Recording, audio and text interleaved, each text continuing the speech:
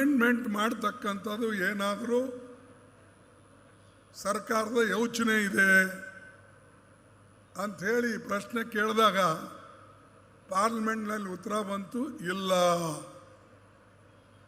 ಬಾಕಿ ನಿಮಗೆಲ್ಲ ಗೊತ್ತಿದೆ. ಅದ್ವಾನಿ ಸಾಹೇಬ್ರಂತೂ ಅದಕ್ಕೆ ಅಧ್ವಾನ ಮಾಡಿ ಅವರಂತೂ ಇದು ಆಗೋದಿಲ್ಲ ಅಂಥೇಳಿ ಬಿಸಾಕ್ಬಿಟ್ಟಿದ್ರು.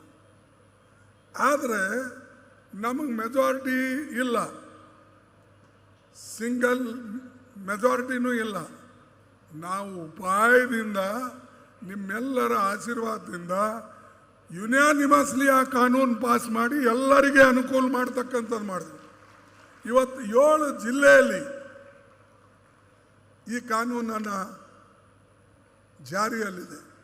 ಅದಕ್ಕೆಲ್ಲ ಸಿದ್ದರಾಮಯ್ಯನವರು ಸಹಾಯ, ಅನೇಕ ಜನ ನಮ್ಮ ಮಂತ್ರಿ ಮಂಡಳದಲ್ಲಿದ್ದವರು ಕುಂತು ಯೋಚನೆ ಮಾಡಿ ಎಲ್ಲರೂ ನಮಗೆ ಸಪೋರ್ಟ್ ಮಾಡಿದ್ರು.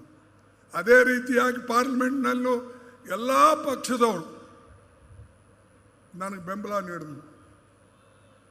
ನಾ ಯಾಕೆ ಇದು ಮಾತು ಹೇಳ್ತೀನಿ ಅಂದರೆ, ಯಾವುದೇ ನಿಮ್ಮ ಕೆಲಸ ತಕ್ಕೊಳ್ಬೇಕಾದ್ರೆ ಸ್ವಲ್ಪ ಉಪಾಯಲಿಂದ ತಕ್ಕೊಳ್ಬೇಕು ಒಂದು.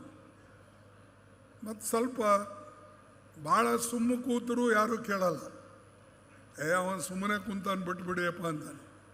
ಸ್ವಲ್ಪ ಸೌಂಡ್ ಮಾಡಬೇಕು. ನಮ್ಮ PR ಪಾಟೀಲ್ ಅವಾಗ ಸೌಂಡ್ ಮಾಡ್ತಿರ್ತಾರೆ. ಹಾಗೆ ಸೌಂಡ್ ಮಾಡಿದ್ರೆ ಎಲ್ಲರ ಕಿವ್ಯಾಗ ಬೀಳ್ತದೆ. ಹೊಸ ಕಾರ್ಯಕ್ರಮಗಳು ಇಲ್ಲಿ ಬರ್ತವೆ. ಅದಕ್ಕೆ ನಾನು ನಿಮ್ಗೆ ಹೇಳ್ತೀನಿ, ಸ್ವಲ್ಪ ಈಗ ಇಲ್ಲೇನು ಮಾಡಬೇಕು ಅನ್ನತಕ್ಕಂಥ ಈಗ ಈ ಕಡೆ ಇಂಡಸ್ಟ್ರಿನೇ ಇಲ್ಲ. ನಮ್ಮ ಕಡೆ ನೀರಾವರಿ ಸ್ವಲ್ಪ ಮಟ್ಟಿಗೆ ಇದೆ. ನಮ್ಮ ಜನ ನೀರು ತಗೊಳ್ಳಲ್ಲ ಕೆಲವು ಕಡೆ. ಅಲ್ಲಿ ನಮ್ಮ MI ಪಾಟೀಲ, BR ಪಾಟೀಲರು ಈ ಕಡೆ ಸುರ್ಪುರ್ ಶಾಪುರ್ ಅವರೆಲ್ಲ ಕೃಷ್ಣ ನದಿಯಿಂದ ಬರ್ತಕ್ಕಂಥದ್ದು ಅವ್ರು ತಗೊಳ್ತಾರೆ. ಬಾಕಿ ಅವರಿಗೆ ನೀರಿನ ಕೊರತೆ ಇದೆ.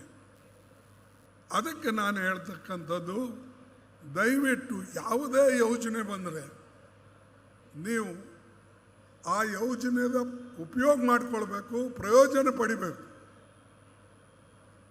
ಇದು ನನ್ನ ಅನಿಸಿಕೆ. ಅದಕ್ಕೆ ಇಂಡಸ್ಟ್ರಿ ಈ ಭಾಗದಲ್ಲಿ ಇಲ್ಲ. ಅದಕ್ಕೆ ಯೋಚನೆ ಮಾಡ್ತಾರೆ. CM ಇದ್ದಾರೆ, ಡೆಪ್ಟಿ CM ಇದ್ದಾರೆ, ಮಂತ್ರಿ ಮಂಡಳದ ಅನೇಕ ಜನ ಇದ್ದಾರೆ. ಈ ಕಡೆ ಇಂಡಸ್ಟ್ರಿ ಬಂದರೆ ನಮಗೇನಾದರೂ ಸ್ವಲ್ಪ ಅನುಕೂಲ ಆಗ್ತದೆ.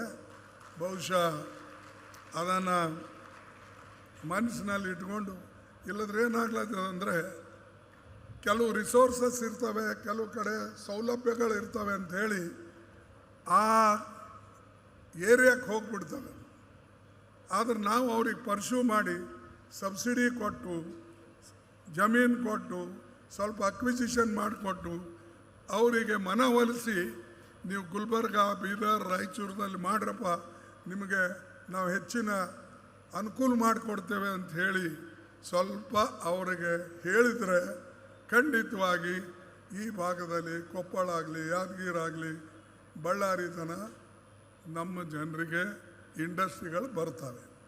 ಅದರ ಕಡೆ ಸರ್ಕಾರ ಸ್ವಲ್ಪ ಲಕ್ಷ್ಯ ಕೊಡಬೇಕು ಅಂತ ಹೇಳಿ ನಾನು ಈ ಸಂದರ್ಭದಲ್ಲಿ ಅವರಿಗೆ ಹೇಳೋಕ್ಕೆ ಇಚ್ಛೆ ಪಡ್ತೀನಿ. ಈ ಕೊನೆಯದಾಗಿ, ಈಗ ಸಾಕಷ್ಟು ನೀವೆಲ್ಲ ಪೇಪರ್ನಲ್ಲಿ ಓದಿರಿ, ಮೋದಿಯವರು ನಮ್ಮ ಭಾಗಕ್ಕೆ ಒಳ್ಳೆಯದಂತೂ ಮಾಡಿಲ್ಲ, ಮಾಡೋದು ಇಲ್ಲ. ನಿಮಗೆ ಗೊತ್ತಿದೆ, ನಾ ಬೋಗಿ ಫ್ಯಾಕ್ಟ್ರಿ ತಂದಿಲ್ಲ.